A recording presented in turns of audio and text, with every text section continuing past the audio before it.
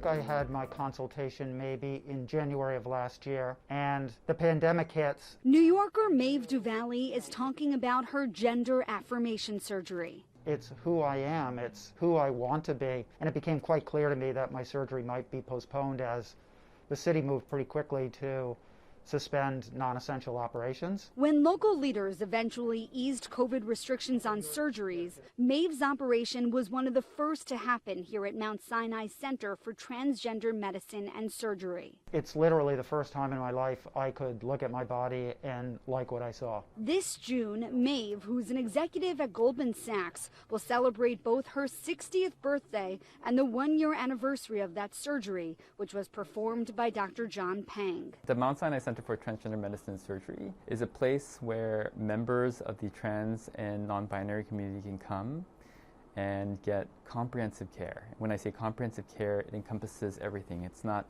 just medical care, it's hormonal care, it's HIV/AIDS care, it's surgical care, it's mental health services, it's social services, it's spiritual services. The center opened in 2016 and was the first of its kind in the U.S. Doctors and patients here believe the LGBTQ community has faced disparities in health care for far too long. In general, if you think about the history of medical care for the LGBTQ community, there was not an integrated portion in medical school curriculum. Dr. Peng says for the transgender community especially, this gap in the healthcare industry has often resulted in dangerous medical situations. Either saving up money and going internationally, or going to somebody that their friend went to and going into this dark apartment and getting things injected into them, finding and buying things off the black market.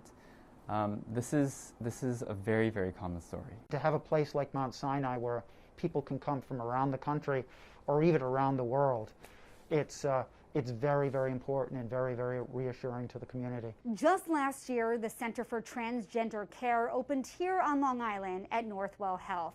To date, it has served about 900 patients, and its goal is to provide top-notch care to the LGBTQ community here. There was a lot of lack of knowledge about the LGBT community. People didn't understand what pronouns meant. They didn't understand how addressing people with the proper pronouns made a difference, and how using someone's chosen name makes a difference for them.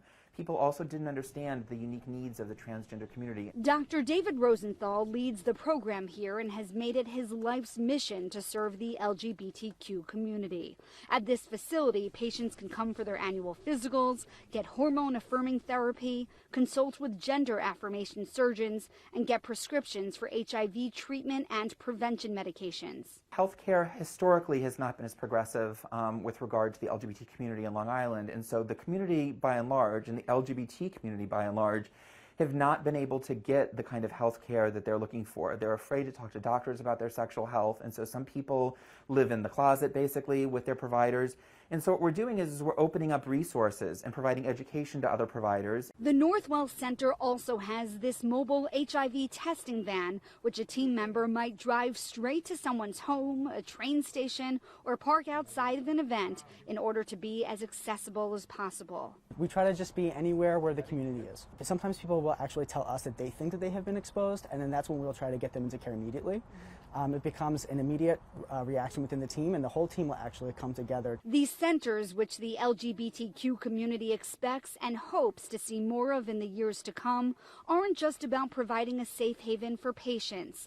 Sandeep Boparai, an employee with Northwell Center for Transgender Care, calls this space a refuge for the workers, too. I'm a South Asian queer person, and so for my entire life, it's been kind of difficult to be in certain spaces. Many spaces, people kind of tell you don't belong in those spaces. If a center like this existed when I was a young child, I feel that a lot of the outcomes would have been different.